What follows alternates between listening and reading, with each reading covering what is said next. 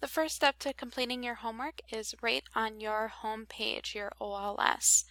You want to make sure to check those student emails. There are oftentimes assignment directions or notifications about missed assignments in your student email, so always make sure that you are checking that. The My Schedule tab gives you a list of today's to-dos that includes both homework and class connects. Then your Classes tab includes all of your homework for all of your courses. That My Classes tab, think of that as a home for all of your 3-ring binders. Your thumbnail for each class will be housed in here. Remember, there are some thumbnails that you won't need to access as often. For example, the advisor room and that online learning course once you've completed it. So here's an example of what that looks like. If I click on My Schedule, shows the date of today.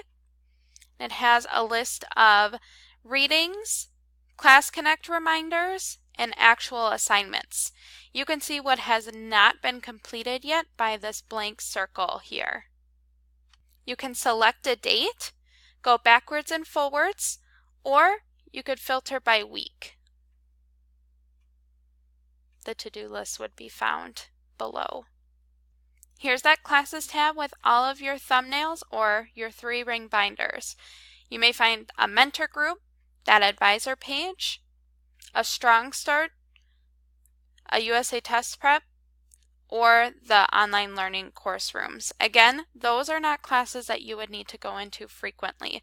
Think of your core classes, your English or language arts, math, science, physical education, computer fundamentals, whatever you may be enrolled in. Using this My Schedule tab for a to-do list is a great first step, but remember, if you click on the assignment right from your My Schedule tab, you skip out any readings or other materials. It sends you right to the submission part. If you want to make sure you're not missing important information, you may want to use this to-do list as a good starting point, something to write down in a planner, but actually accessing your homework through the course page itself. So if I go back to this My Schedule tab, I see that there is a 1.02 checkpoint to complete in math class. If I click right on that, you can see it brings me right to the quiz submission. While that's great, I want to make sure that I am looking at all the materials I need for class. Instead of clicking right on the checkpoint, the assignment link, I'm going to click on the course link instead. From here, this is where I would want to click on Content and navigate from here. So once again, think of the Content tab as that 3-ring binder. It holds all the materials you could possibly need for a class. If you want to see an overview on absolutely everything in the course, you can click on Table of Contents. That will drop down everything. If you want to see an individual unit or an individual lesson, you can click on it from this way as well. Remember that that first number indicates the unit number, and the second set of numbers indicates the lesson number. If you remember, this student has a 1.02 checkpoint due today, so I'm going to make sure I'm in Unit 1. I'm going to scroll down until I get to the 1.02 checkpoint. This is what you want to see. You want to see a check mark next to the reading that is before the checkpoint. That's going to make sure that you have all the information you need before completing the quiz or assignment. Another great place to look, if your teacher uploads notes or PowerPoints, that might be something great to review as well. Again, you can click right on 1.02 checkpoint.